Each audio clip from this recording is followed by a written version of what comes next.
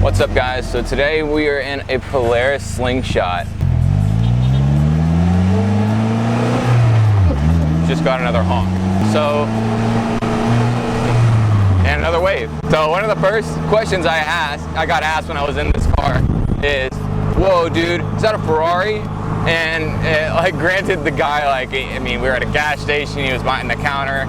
Like, obviously, he had no idea about cars, but it looks very flashy.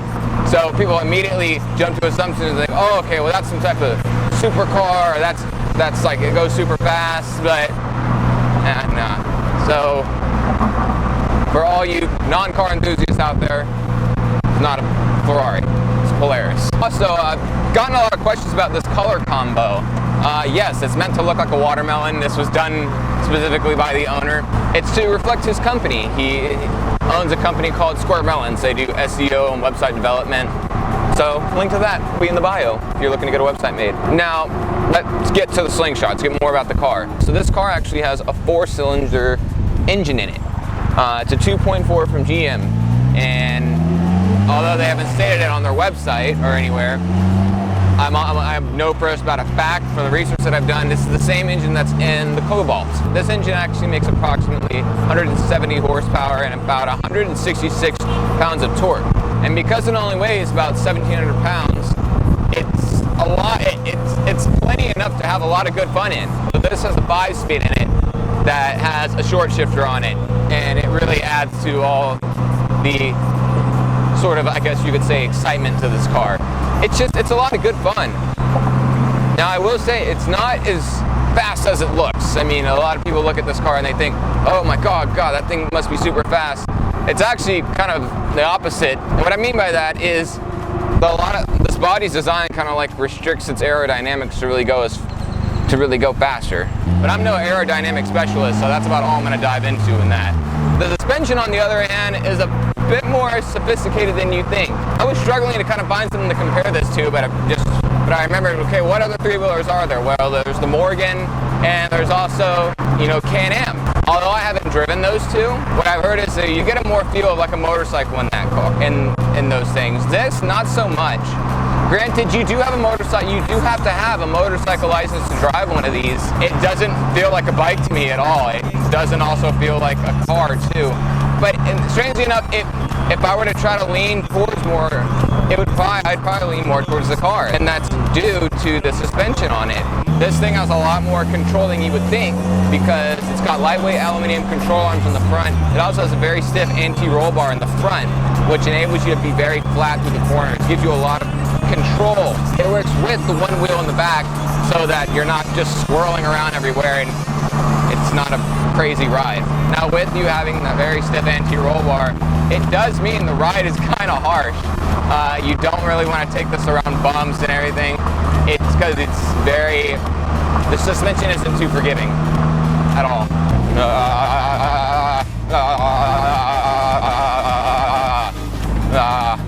Oh my God.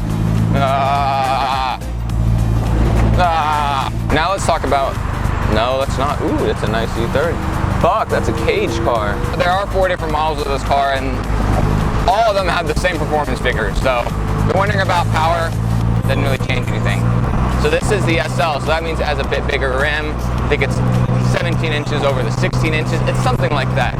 But that doesn't really matter on this because the owner of this car swapped out the rims and has these nice black rims on it. Really like them. Makes it look really good. Some nice amenities in the cabin as well. So you get this nice little center console display where it's compatible with iPhone and Android. So I always hook up my Pandora to this. You can, I hook up straight up to the aux that's in the glove box, and yes, this thing does have a glove box. And I'm able to play my Pandora music straight from the interface of this thing. It also has a backup camera, which surprisingly I don't really find myself using a lot. I normally find myself just looking back or looking to the side, using my rearview mirrors. I guess it's because I'm not used to having a backup camera, but if you're a big backup camera person, it has one. If I were to describe this thing in one word, it'd probably be flamboyant. This car is really good at one thing, and which is getting a shitload of attention. I mean, everywhere I go, I have people smiling at me, I have people waving at me, people giving me thumbs up, people honking at me. It's a really good feeling. It's pretty cool. Given that these things start at around 20-ish, it's a pretty much bang for your buck if you're just looking to be an attention whore. I kid you not, no matter where I go, I was cruising on the highway one time, Ferrari F430, and I was cruising right behind it, and people were actually looking at me and waving at me instead of the 430, and I'm just like, what the hell, there's a Ferrari, come on. But given the really rambunctious aerodynamic design and the one wheel in the back and the wicked looking taillights, it's all very eye-catching, and everyone wants to look at it, everyone wants to be in it. It's definitely not something that you could stay low profile in. Now, do I have any complaints about this thing? Yeah, I do, but only a couple. So I live in Houston, okay? And part of Houston is it gets hot here.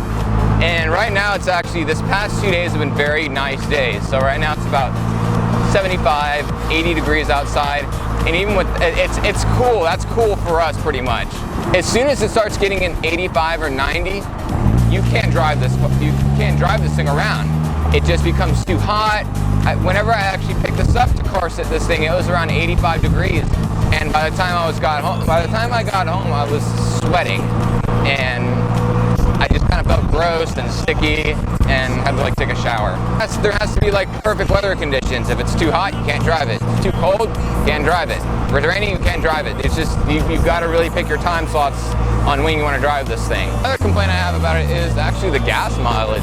So you would think that because this thing is small, lightweight, it'd get good gas mileage. No, it doesn't. Driving this thing conservatively, not being too crazy with it, I average around 22 or 23 miles per gallon, which is not a lot. It definitely felt like, because I used to have a motorcycle, and because this thing classifies more towards a motorcycle, you would think it'd maybe get around motorcycle gas mileage.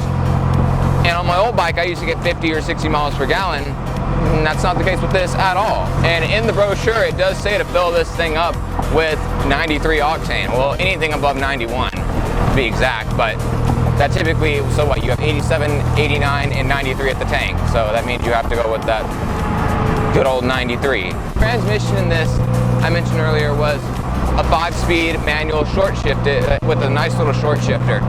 And I really like the way they geared it, because first and second and kind of third, really kind of thrust you forward. And it even it spins the tire in the back if you're just laying it out in first and second, sometimes third. And yes, popular question, you can get the butt out on this thing, definitely. Now this does have traction control, and it keeps you all sorted out for a good while before it kind of knocks you back into place whenever you kind of drift into a corner. If you take it off, then yeah, you'll probably spin out, because then the computer stops helping you, and you really kind of have to know what you're doing. I just had a school full of kids just wave at me. And that's what I think I love most about this car.